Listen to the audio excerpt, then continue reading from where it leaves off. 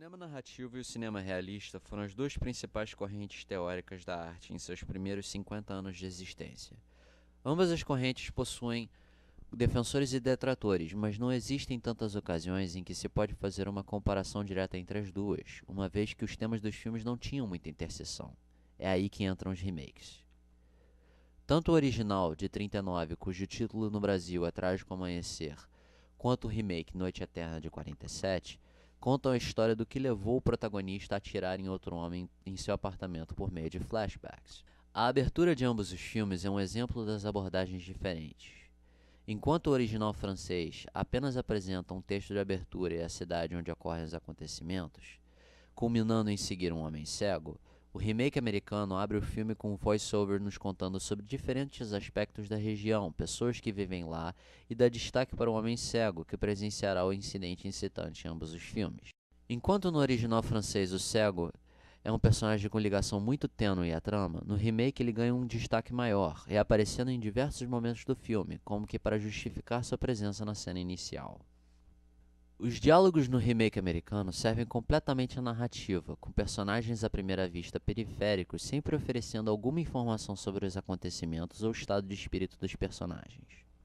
No cinema narrativo, todos os elementos apresentados na tela estão a serviço da narrativa. Enquanto isso, no original francês, os personagens periféricos são exatamente isso, sem grandes informações sobre a trama para oferecer, apenas aparentando viver a própria vida. Um exemplo disso é a cena de moradores do prédio discutindo quando poderão voltar aos apartamentos, ao invés dos eventos em si.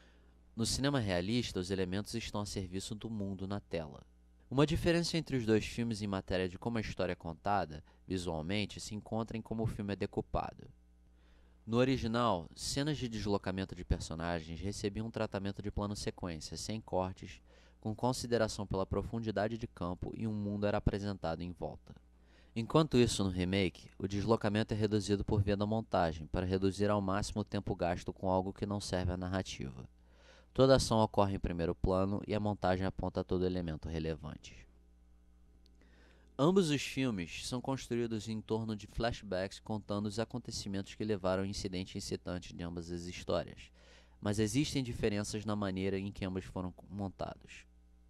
Enquanto o filme francês faz uso de planos médios e do ponto de vista do personagem, com o flashback tendo início com o próprio personagem se vendo no passado, o remake americano faz uso de cortes entre planos de detalhe dos olhos do protagonista, da porta do armário e passando para um plano médio das escadas do prédio.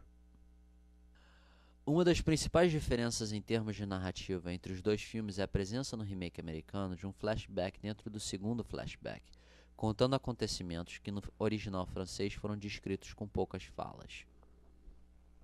No caso do terceiro flashback, a maneira com que ele acontece é novamente diferente em ambos os filmes, com o remake americano fazendo uso de um clichê do relógio voltando no tempo para ilustrar a mudança temporal.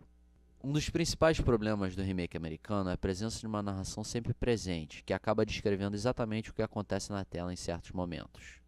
Enquanto no original francês não existe nenhuma narração e a ação na tela é deixada para falar por si própria, no remake americano a narração demonstra uma vontade por parte de quem fez o filme de guiar a narrativa ao ponto que os eventos na tela são descritos para o espectador. Um elemento em comum nos dois filmes é um broche que a protagonista feminina dá de presente para o protagonista masculino. Enquanto o original estabelece a presença do objeto desde o início, com Françoise o usando em um lugar bem visível, o remake americano criou uma história por trás do broche para talvez dar uma importância narrativa maior ao objeto. A principal diferença entre os dois filmes é com certeza o final. O final original mostrava o protagonista, vendo nenhum lugar para correr e ninguém para apoiá-lo de verdade, se matando com um tiro no coração. No remake, o final feliz ocorre com a admissão de Joanne que ela nunca teve um caso com adestrador de cães, eliminando também o subtexto de incesto da versão. Entre 1930 e 1968, filmes de Hollywood estavam sujeitos a um regulamento moral chamado informalmente de Código Hays.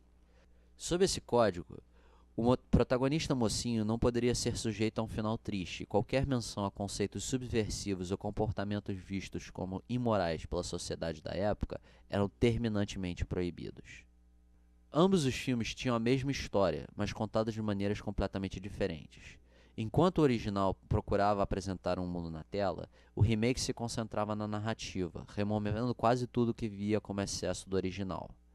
Contudo, a remoção desses excessos levou a novos excessos, dessa vez narrativos.